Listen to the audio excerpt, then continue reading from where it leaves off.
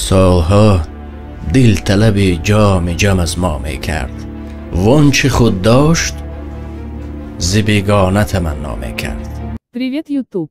Сегодня у нас история о том, как мы таджики едины, сарказм ха-ха, где гордость таджики.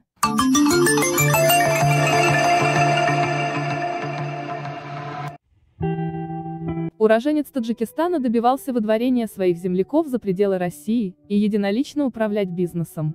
Уроженец Таджикистана попытался добиться выдворения из России двух партнеров по бизнесу, дав взятку сотруднику Федеральной службы безопасности, ФСБ, сообщает Тварджрат. Отмечается, что находясь в напряженных отношениях с двумя земляками, с которыми он вел совместный бизнес, фигурант решил избавиться от нежелательных партнеров. Знакомые обвиняемого не имели российского гражданства, однако находились на территории РФ на законных основаниях. Злоумышленник решил добиться их выдворения за пределы страны, чтобы единолично всем заправлять. Познакомившись через посредника с действующим сотрудником ФСБ, он предложил ему 150 тысяч рублей.